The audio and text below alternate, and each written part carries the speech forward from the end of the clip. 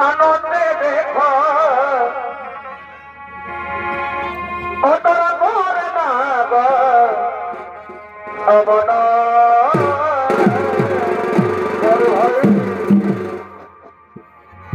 এ ভাই সঙ্গে রয়ে এই দুর্ঘটনা এ ভাই সঙ্গে লয়ে এই দুর্ঘটনা এ ভাই পুত্র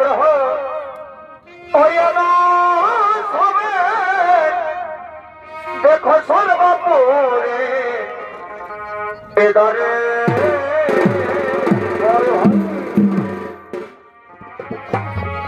এ ভাই সঙ্গে লয়ে এই দুর্ঘটনা এ ভাই সঙ্গে লয়ে এই দুর্ঘটনা এ ভাই পুত্র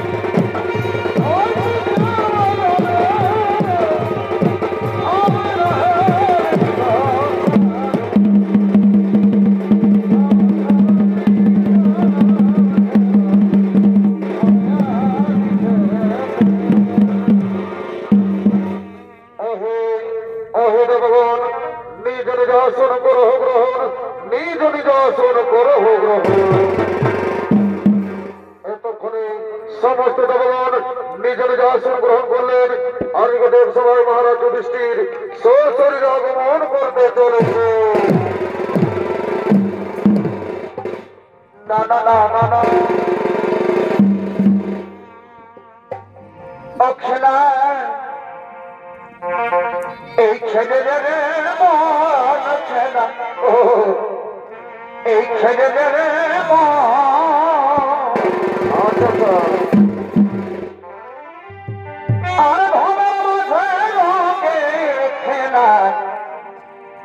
खेला खेलबी का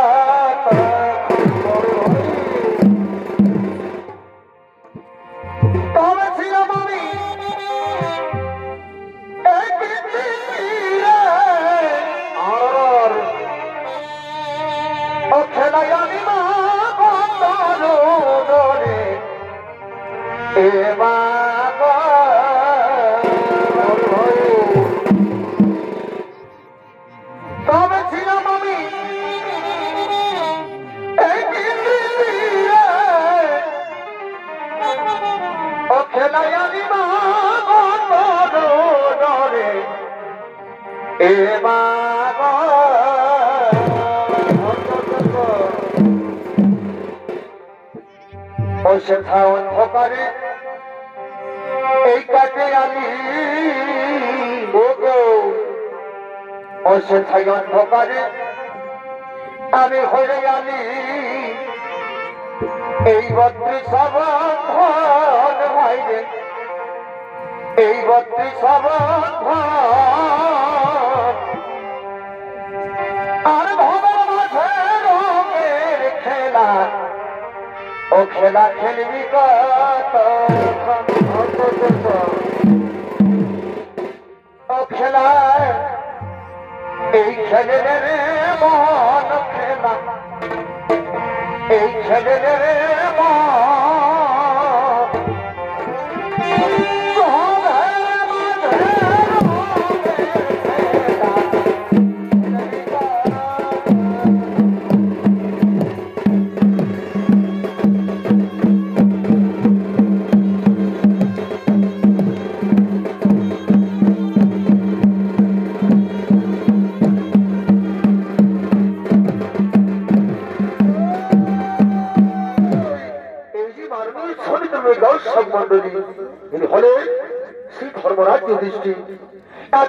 সমাজ দৃষ্টির ভূমিকায় নৃত্য নাট্য মহামতি ছৌ নৃত্য করবেন।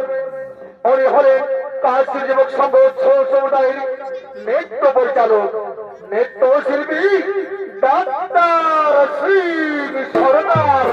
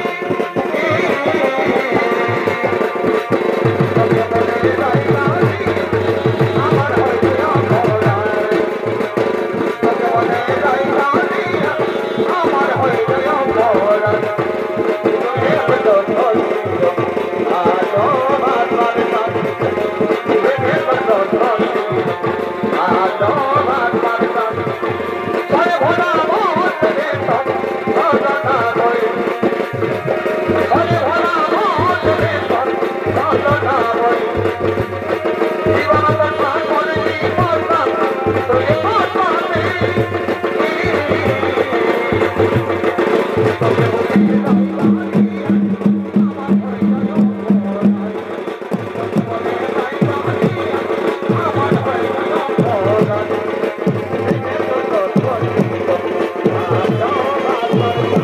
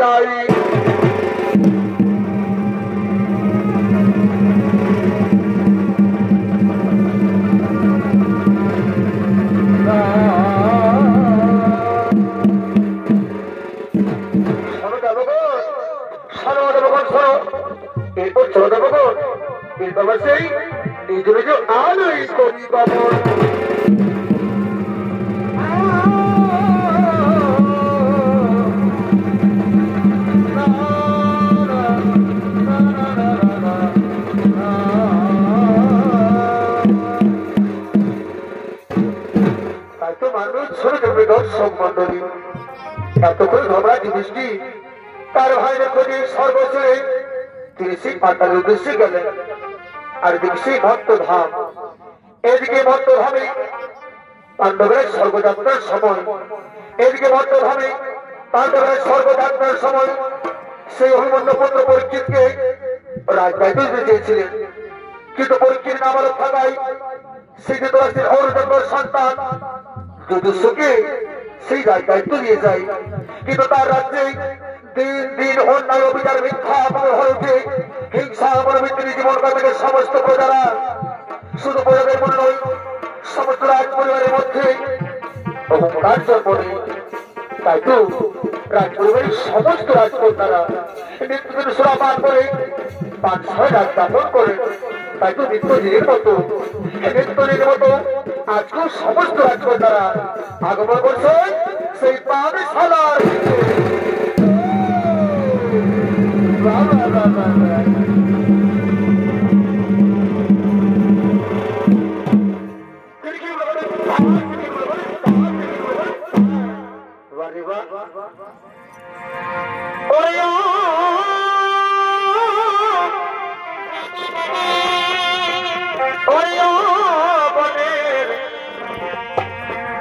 পাখিরে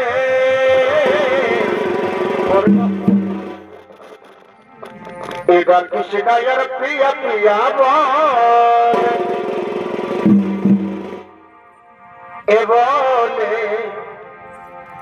এবার কৃষ্ণায়ার প্রিয়া প্রিয়া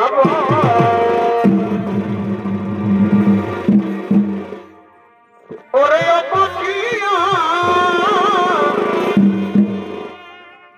এই বরাদান শুনিয়া, ওরে পাখিয়া এই বরাদান শুনিয়া, এই দিন শিখিয়া আজলে রে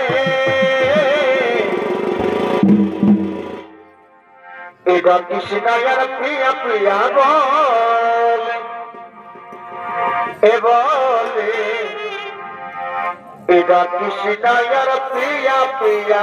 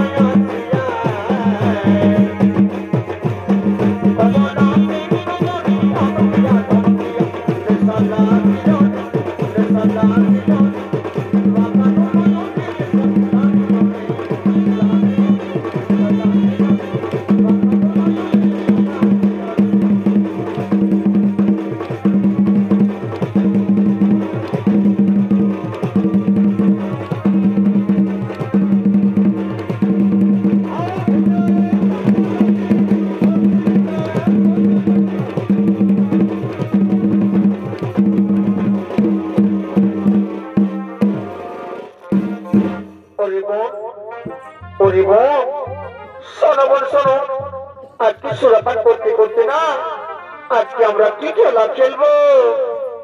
কি দিদি বলো, বল দিদি বলো, আজকে আমরা কি খেলা খেলবো? ওরে বোন আজকে আমরা সুরাপান করতে করতে আজকে আমরা যে খেলাটি খেলবো না সেটি হলো কিনা, এই পদ্ধতি যে প্রথমে বেরোবে তার কাছ থেকে না আমরা কোরাটাই করবো। দিদি এই তুমি কি কথা বলছো? তুমি কি জানো না দিদি, এই করে কথা যদি মহারাজ জানতে পারে তাহলে কি হবে দিদি? ওরে বোন এই করে কথা না একটা তার পক্ষেও টের পাবে না, মহারাজ তো দূরের কথা। চলো বোন চলো, আর আমরা বিলম্ব না করে আমরা এখন সোনা পানে মহারাজ হয়ে যাই।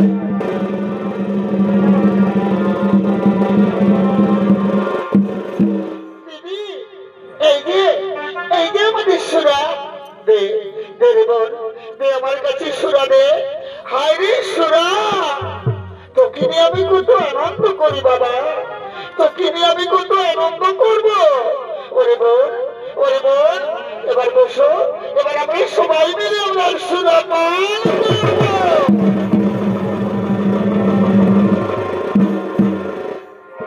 সমস্ত রাজকন্যা এদিকে সমস্ত রাজকন্যা রসিকতা করার জন্য, কোরআনের জন্য সুরাপানে মত্ত হয়ে রইলে, আর অপরদিকে সেই কুরুক্ষেত্রের মহাযোদ্ধা, অপরদিকে সেই কুরুক্ষেত্রের মহাযোদ্ধা কোন দ্বিতীয় স্ত্রী সুপ্রিয়া, তিনি সেই নিয়মিত স্বামীর সঙ্গে পাগল হয়ে নিজ গৃহের দিকে আগমন করতে চলেছে।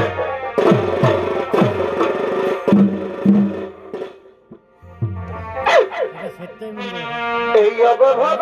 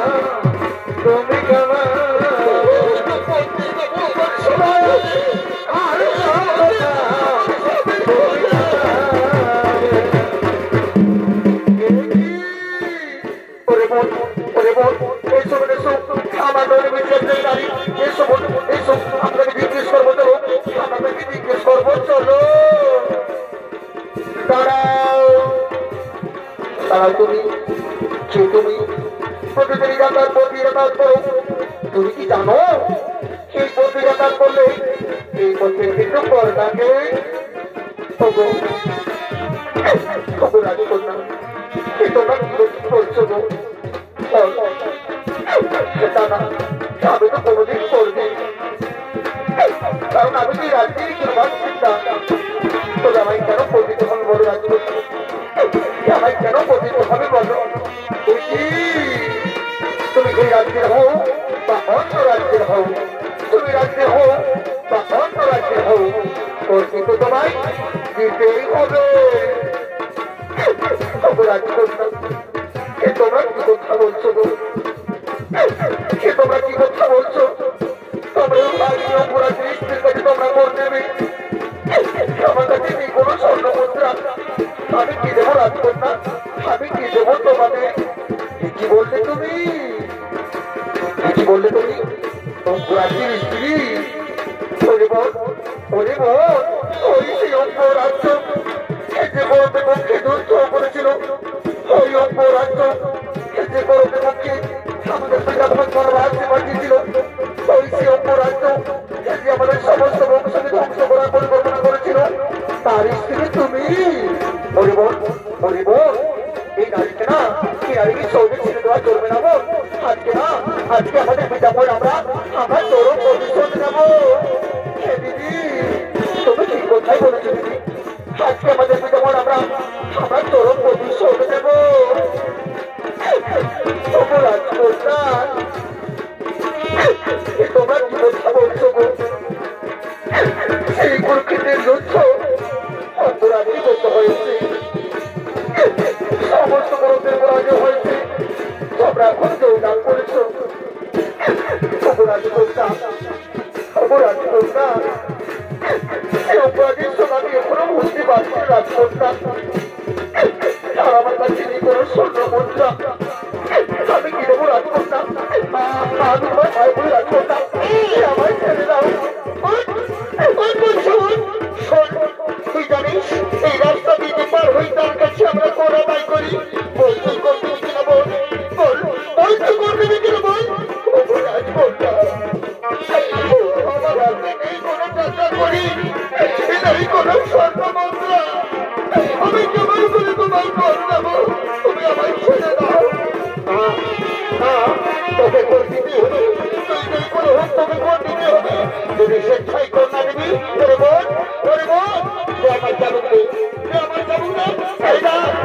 এই দেখ আমার হাতে চাবুক রয়েছে, এই চাবুক দিয়ে বেড়াহারি করতে যে ছাল তুলে হবে।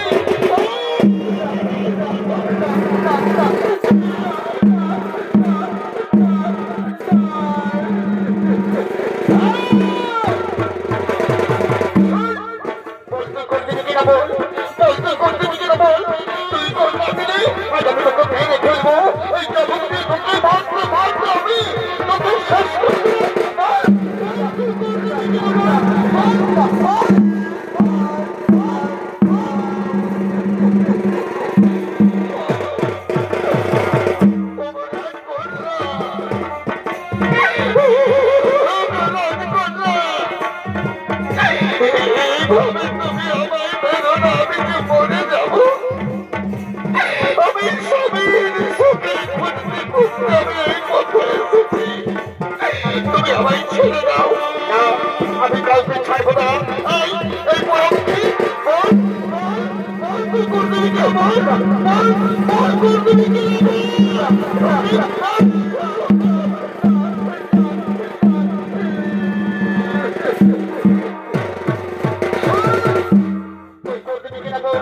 এখন অনেক সময় যদি করতে দেখে নেবো সহ্য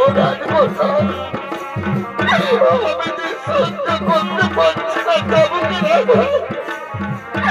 তুমি আমার মেরো না তুমি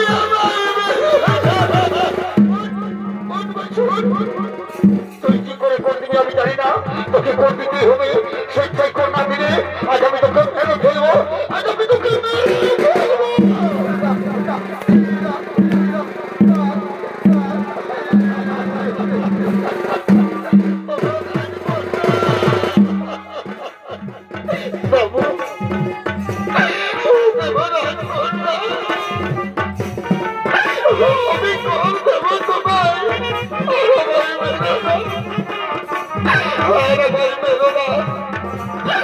আমি মায়েদের কাছে বাবুদের কাছে কোনো জোর করে ভিক্ষা করবো তবু আমি তোমায় কর দেবো তবু আমি তোমায় কর দেবো আমার মেরে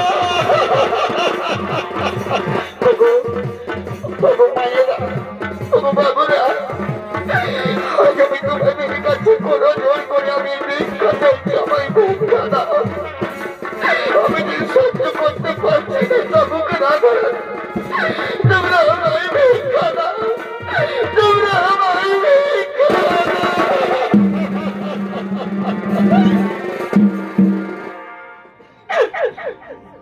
একটি ভিক্ষা দাও গো আমার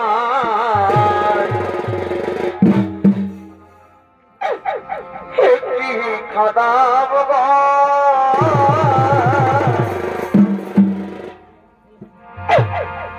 একটি ভিক্ষা দাও গো মায়েরা একটি ভিক্ষা দাও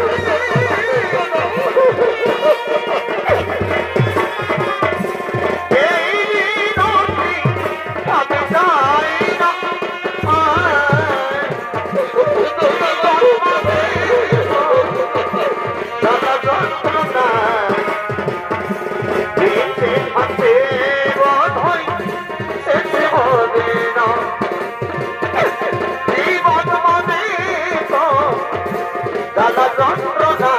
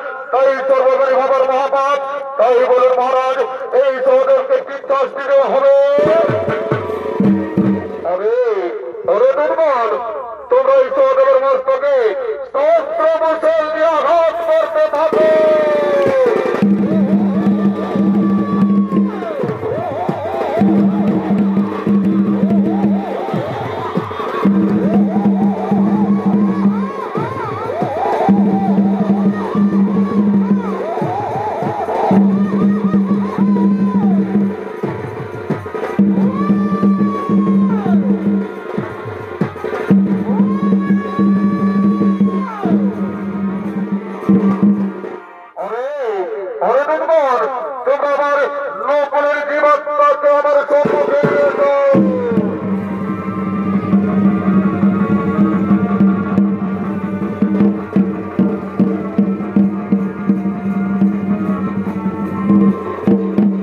চিত্রগুপ্ত, আপনি আমার কথা দেখে বলুন চিত্রগুপ্ত, এই নকুল বর্তমানে কি পাপ করেছিল? মহারাজ, এই নকুল নিজের রূপ যৌবনী অহংকার করতো মহারাজ, নিজেকে সব থেকে বড় রূপার ব্যক্তি হিসেবে গণ্য করে অপরাধ। তাই বলুন মহারাজ, এই নকুলকে কি শাস্তি দেওয়া হবে? আরে বুধবার, তোমরা এই নকুলকে শ্রীমালিকা দেবে না, পেট্রঘাত করো।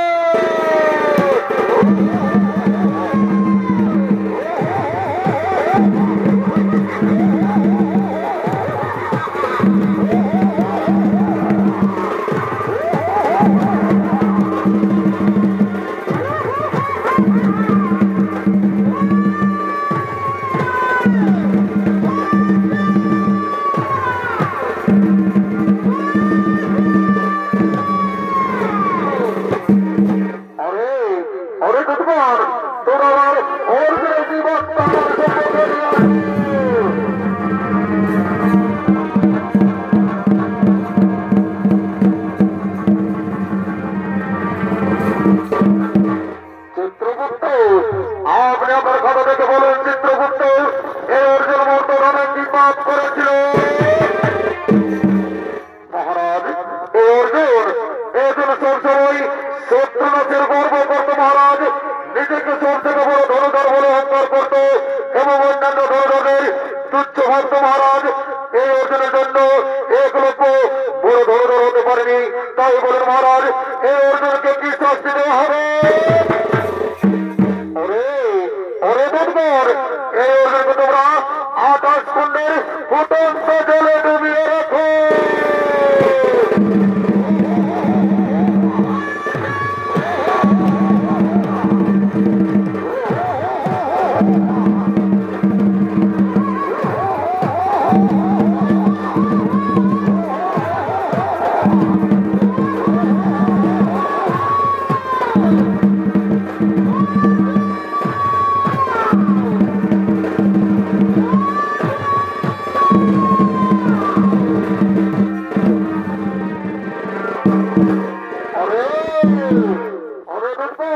তোমরা আমার হৃদয়ের জীবাত্মা আমার সম্মুখে নিয়ে আসো।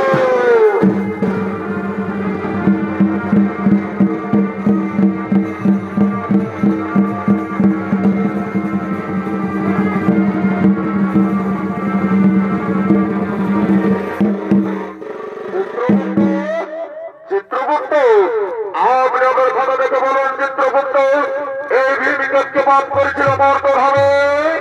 মহারাজ, এই ভীম নিজের ক্ষুধা নিবারণের জন্য আর মাত্রে ক্ষুধার কথা চিন্তা করতেন না মহারাজ। কেউ যদি ক্ষুধা থাকত তার কথা কখনো ভাবতেন না, শুধু নিজের উদর পূর্তির কথা সব ভাবতেন। তাই বলেন মহারাজ, এই ভীমকে কি শাস্তি দেওয়া হবে? আরে দুর্বল, তোমরা এই ভিতরে সমস্ত শরীরে গরম লোহা যদি আঘাত করে, তাতে যদি না হয় তাহলে উল্টো দিক দিয়ে পরবর্তী আঘাত করা হয়।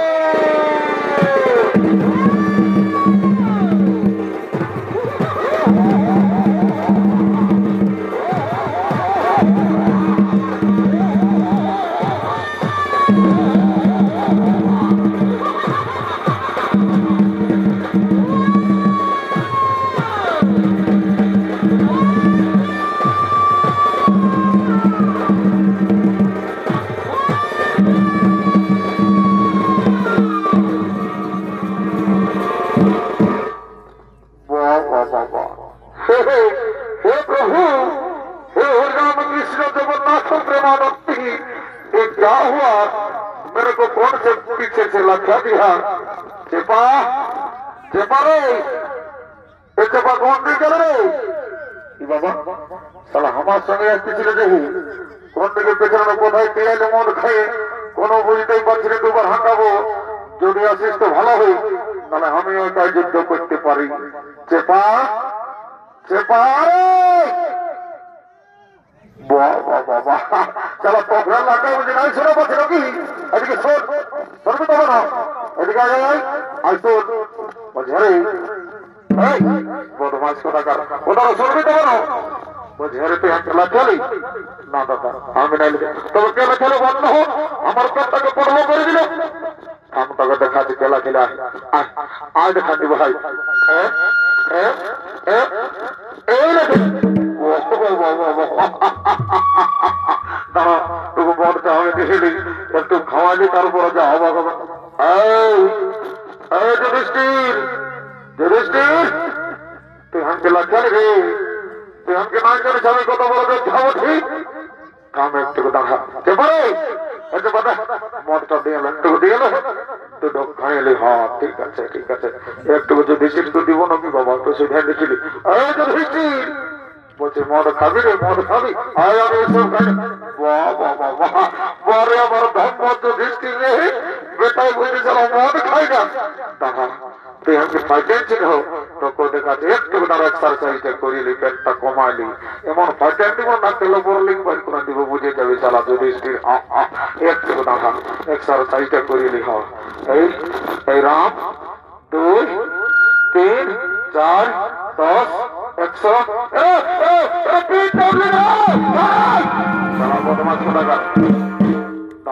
একটু দাঁড়া বলছিল এখানে ফাইটাই মারছিলি মরান দিল এখানেই মরান দিব বুঝলি মজা দাদা যা আয় যুধিষ্ঠির আয় আয় আমি রেডি হয়ে গেছি টেনশন না হয় এই দিনে দিনে দিনে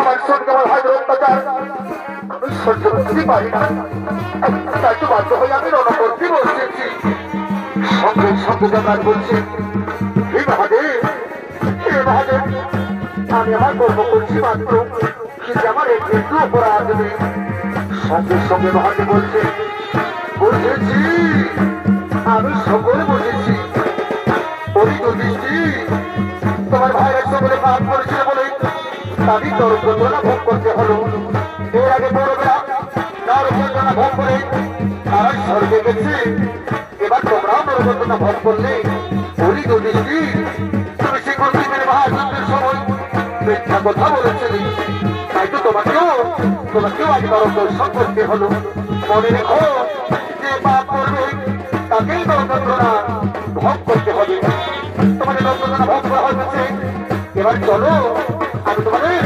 স্বর্গে নিয়ে যাই